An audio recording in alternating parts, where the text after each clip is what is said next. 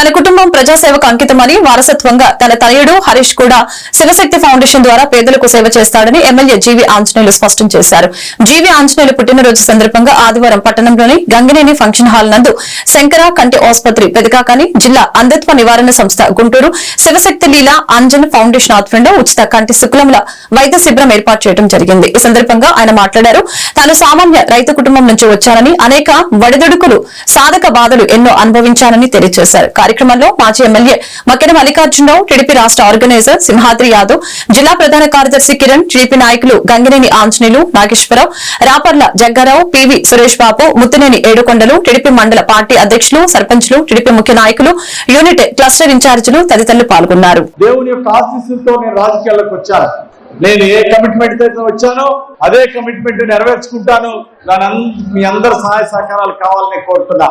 అభివృద్ధి చేయడానికి, పేద ప్రజల సమస్యలు పరిష్కరించడానికి నా శక్తి వంచన లేకుండా కష్టపడతానని మీ అందరికీ మాట ఇస్తూ, మీ అందరి సహకారం ఆశలు ఎల్లవేళలా నాకు ఉండాలని కోరుకుంటూ, ఇంకా భవిష్యత్తులో ఇంకా లక్షల మందికి సేవ కల్పించే అవకాశం ఆ పరమాత్ముడు ఇస్తానని మీ అందరికి ఆశీస్సులు ఉంటాయని కోరుకుంటూ, ఇందాక లీలావతి గారు చెప్పారు, నా కొడుకు చెప్పాను, రాజకీయాల్లో ఇష్టం ఉంటే రా, లేకపోతే లేదు. సేవా కార్యక్రమాలు మాత్రం వారసత్వంగా చేయాల్సిందే. ఇది ఆ పరమేశ్వరుడు మనకి ఇచ్చినటువంటి బాధ్యత అని చెప్పా.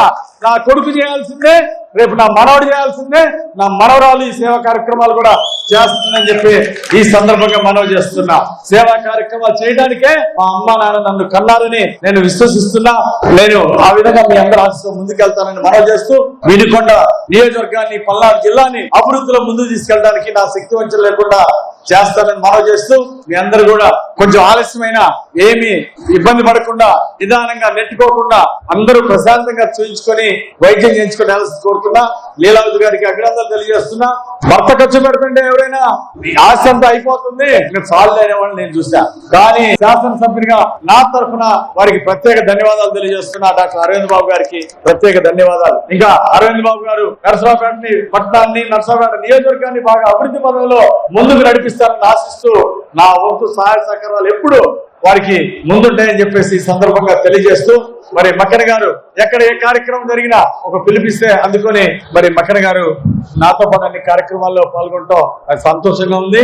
అలాగే ఎన్నికలకు ముందు కూడా నాకు తోడుగా నిలబడినటువంటి మక్కన మల్లికార్జున గారికి, కార్యక్రమాల్లో సేవా కార్యక్రమాల్లో పాల్గొన్నందుకు శివశక్తి ఫౌండేషన్ ద్వారా మక్కన గారికి, మాజీ శాసనసభ్యులకి ప్రత్యేక ధన్యవాదాలు తెలియజేస్తూ, కార్యక్రమంలో పాల్గొన్న మిత్రులందరికీ, సింహాద్రి యాదవ్ గారికి, మిత్రులందరికీ కూడా ప్రత్యేక ధన్యవాదాలు తెలియజేస్తూ, మీకోసం లీలావతి గారు అల్పాహారం ఏర్పాటు చేశారు.